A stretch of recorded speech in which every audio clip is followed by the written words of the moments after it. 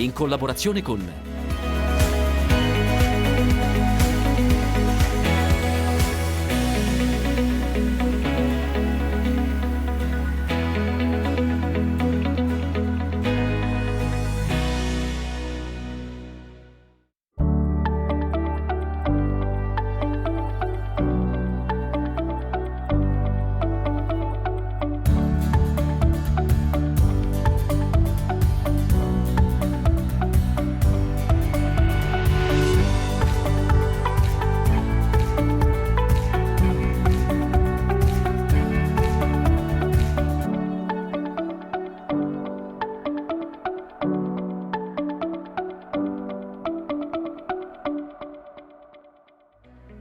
Il canale Emiliano Romagnolo compie 60 anni e noi siamo a Mezzolara di Budrio, all'Aqua Campus, centro prove sperimentale del CER, per festeggiarne il compleanno, non guardando al passato ma pensando al futuro dell'irrigazione.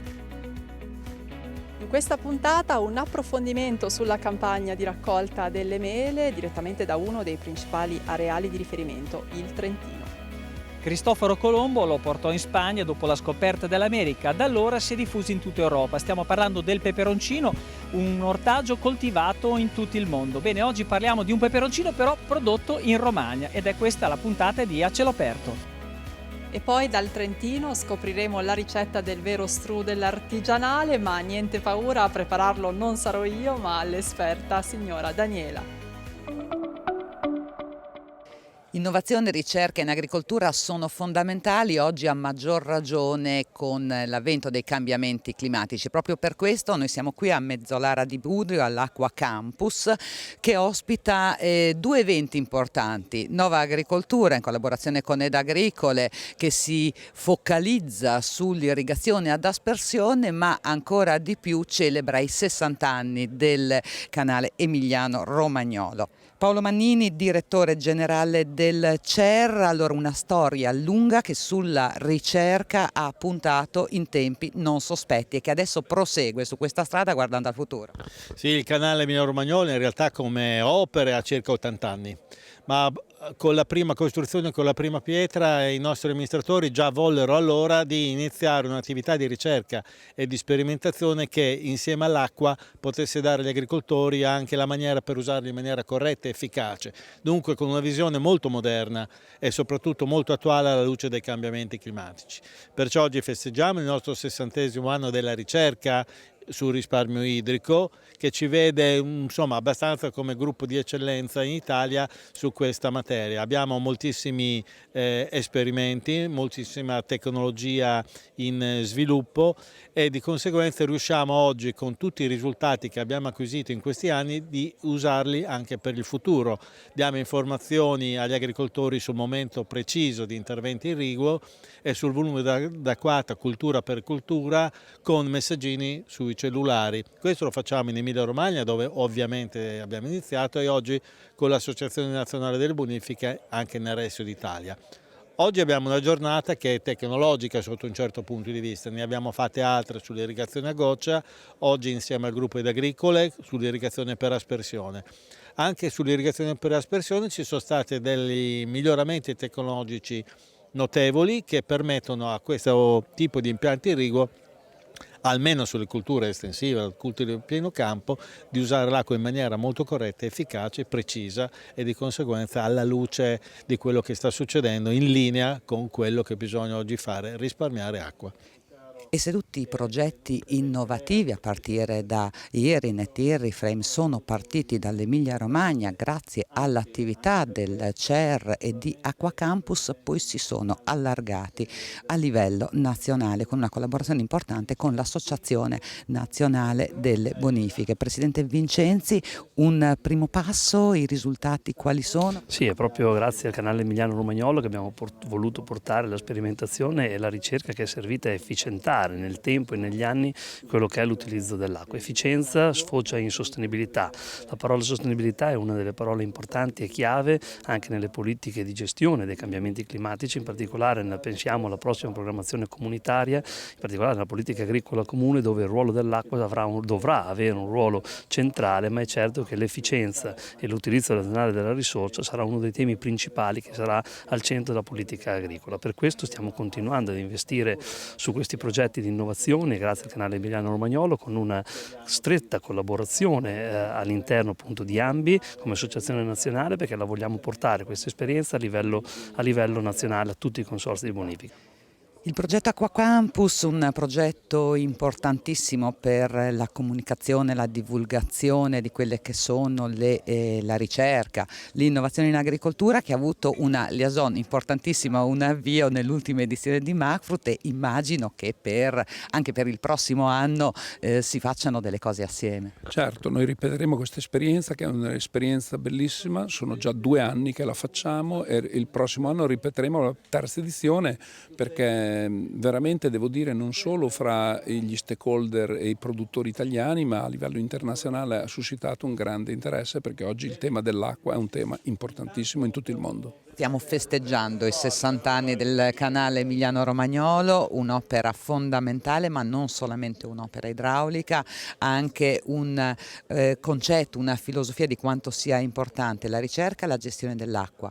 Per lei che segue, ha sotto la visione tutto quello che è il bacino, quanto è importante per i nostri territori, per tutta la zona padana, una gestione corretta dell'acqua?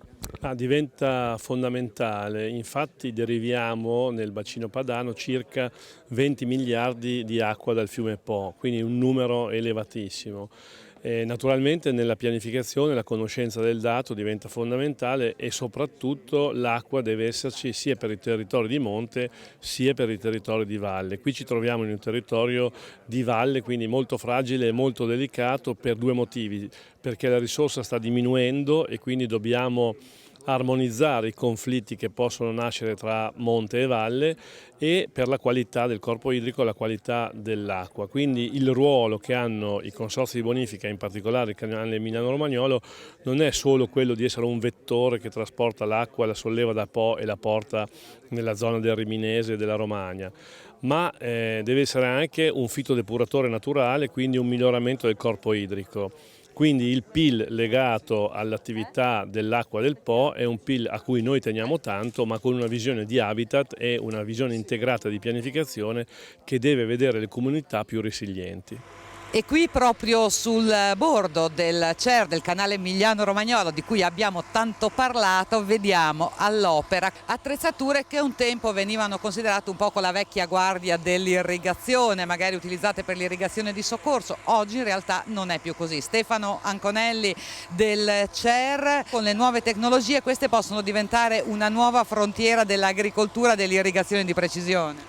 Assolutamente sì, abbiamo in corso diversi progetti che sono finanziati dall'assessorato attività produttive della Regione Emilia-Romagna nell'ambito dei programmi POR-FESR, dove il mondo della ricerca, quindi coordinati da noi, Canale Emiliano Romagnolo, con l'Università di Parma, di Piacenza, di Bologna, stiamo sviluppando dei sistemi di intelligenza artificiale sostanzialmente che utilizzeranno i dati che possono provenire da droni o da satellite. Adesso le mappe satellitari con il programma Copernicus arrivano a cadenza bisettimanale con una risoluzione 10x10 metri quadrati.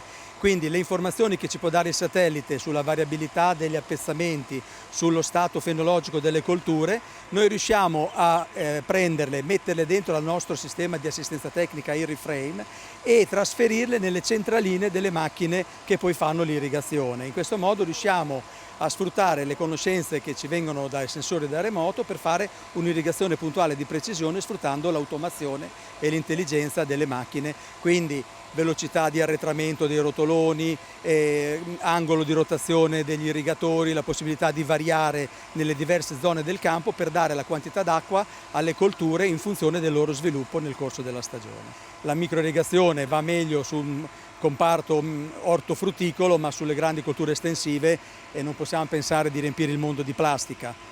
quindi sicuramente bisogna andare nella direzione di sviluppare e ottimizzare anche questi sistemi di impianti irrigui. Bene, io ringrazio Stefano Anconelli.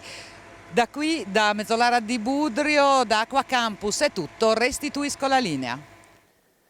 Circa i 2/3 della produzione nazionale di mele arrivano dal Trentino Alto Adige, che è l'areale di riferimento per il frutto più consumato in Italia e anche il più esportato all'estero. Precisamente siamo in Val di Non, questo naturalmente è tempo di raccolta, per alcune varietà è già terminata come la Gala, mentre per altre è in pieno svolgimento. E allora questa è l'occasione per fare il punto su come si presenta l'annata, sia dal punto di vista delle quantità ma anche delle problematiche fitosanitarie. Allora cominciamo subito a coinvolgere Mario Springhetti, consulente tecnico, ma poi ci sarà con noi anche Marco Pancaldi, Technical Crop Manager frutta di BASF Italia, per gli aspetti più legati al discorso fitosanitario. Intanto però l'annata, dicevamo, raccolta in svolgimento, come si presenta il prodotto? Il prodotto si presenta molto buono, la quantità è leggermente inferiore all'anno scorso, che era da record, però sicuramente è di massima soddisfazione. La qualità è ottimale. Ora stiamo raccogliendo la Golden, che è la varietà principale per noi. La Gala è già immagazzinata e poi seguiranno le altre varietà, vedi la Fusi, Evelina e altro. Ecco, qui siamo in una zona tipica di produzione. È l'unica mela italiana, quella della Val di Non, che ha la denominazione di origine protetta, quindi DOP dal 2003, e il concetto è sintetizzato, penso bene, in madre natura e padre contadino. Madre natura è evidentemente un dono, quindi non è merito di nessuno, gli agricoltori devono impegnarsi a fare frutta sana e soprattutto serbevole e che abbia un gusto particolare.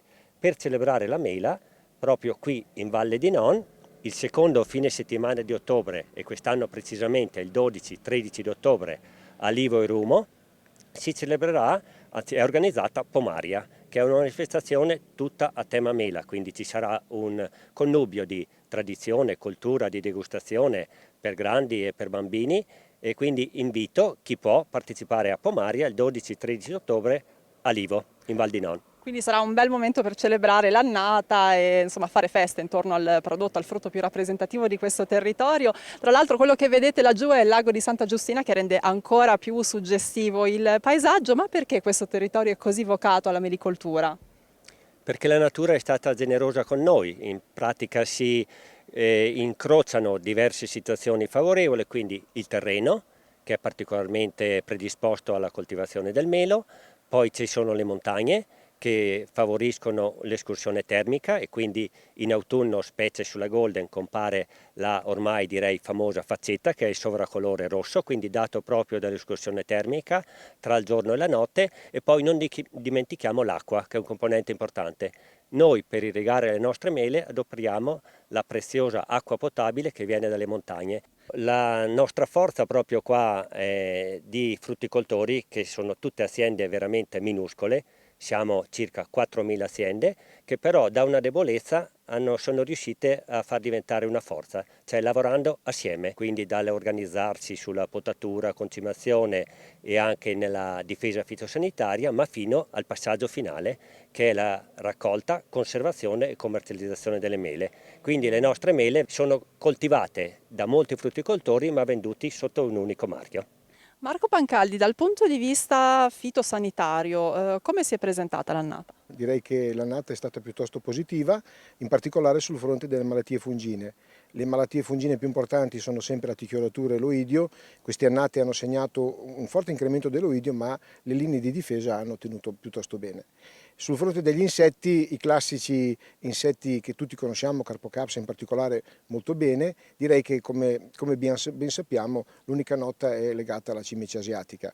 Ecco, avendo diciamo, un osservatorio un po' a livello nazionale della melicoltura, vedo un po' tutte le areali di coltivazione, direi che nelle zone di pianura c'è veramente un forte incremento di questa presenza dell'insetto, un po' meno rispetto al pero, però in certi areali, soprattutto come dicevo prima in pianura, molto forte. Anche qui in zona di montagna comincia a esserci la presenza dell'insetto, fortunatamente il danno ancora non è molto forte, ci auguriamo anzi che non lo diventi mai, ma ovviamente siamo un po' preoccupati perché la presenza la rileviamo un po' ovunque. Ci auguriamo che comunque l'ambiente non sia così favorevole.